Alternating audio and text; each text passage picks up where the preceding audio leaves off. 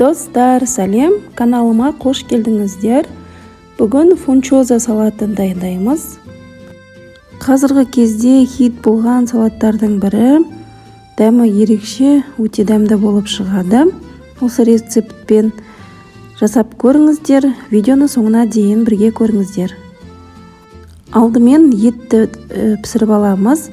Тауық етін, сондай-ақ сиырдың да етін пайдалануға болады. Мен тауық етін пайдаландым осы жолы. Осылай сопағынан тураймыз. Қызып тұрған майға азғантай көлемде жемешкі майды құямыз да етімізді қуырып, тұз салып, жақсылап пісіріп аламыз. Жалпы тауық еті тез піседі. Бір 30 минутта толығымен пісіп шықты.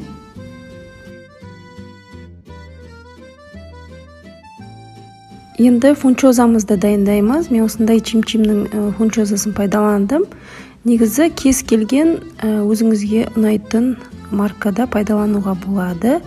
Ыдысқа саламыз және үстінен ыстық суды құйып, жақсылап араластырамыз да бетін жауып 7-15 минуттың арасында қойып қоямыз. 15 минуттан артық қоймаймыз, себебі лапша езіліп кетеді. Кейін лапшамыздың суын төгіп, салқын суға салып қоямыз. Келесі кезекте бір немесе екі қиярды алып, осылай долька қылып тураймыз. Және ыдысқа салып, үстінен азғантай мөлшерде тұз сеуіп қоя тұрамыз. Сонда біздің қиярдың суы шығады және жұмсарып қалады. Барлығын дайындап алдық. Салатқа қажетті заттарымызды, енді салатымызды жасауға кірісеміз. Фунчозамызды салқын судан сығып аламыз осылай.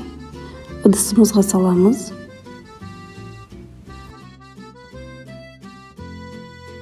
Үстіне қиярымызды саламыз. Қиярымызды да суынан кішкене осылай қолмен сығып аламыз. Етімізді саламыз. Бір бас сарымсақты үккіштен өткізіп саламыз. Барлық мөлшерлемелерін описаниеда қалдыратын боламын. Енді тұз бен қант саламыз. Және мұнда кориандр, қызылбұрыш және паприка, оны да саламыз. Болгар бұрышын аламыз. Осы 2 түйір жарайды. Ұзыннан болсын, кез келген формада турап аламыз. Және ысып тұрған майға қуырып, сол маймен бірге ыссы күйінде салаттың үстіне құямыз. Болгар бұрышымызды қатты қуырып жібермейміз, 1-2 минут жарайды, жұмсарса болды. Енді ыссы күйінде салаттың үстіне салып, барлығын жақсылап тұрып араластырамыз.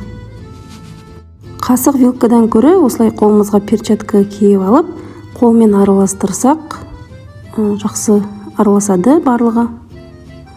Мінекей паприка әдемі түс берді салатымызға. Енді бір шай қасыққа жетер-жетпес қылып 70% уксусты құямыз да, тағы да жақсылап тұрып араластырамыз. Барлығын жақсылап араластырып алып, салатымызды тоңазытқышта 1-1,5 сағатқа ұстаймыз. Мінекей салатымыз дайын. Осындай үлкен тарелкемен 2 порция шығады. Мен берген мөлшермен өте дәмді болып шығады. Жасап көріңіздер. Кез келген көк шөппен бетін әдемілеп дастарханға ұсынуға болады. Назарларыңызға рахмет. Достар, егер видео ұнаса, маған подписка жасап, лайк басып, комментарий қалдыруларыңызды ұмытпаңыздар. Ас болсын. Сондай-ақ менің каналымда басқа да салат түрлерінің видео рецепттері бар. Төменде описаниеда қалдырып кететін боламын. Тамашалап көрулеріңізге болады.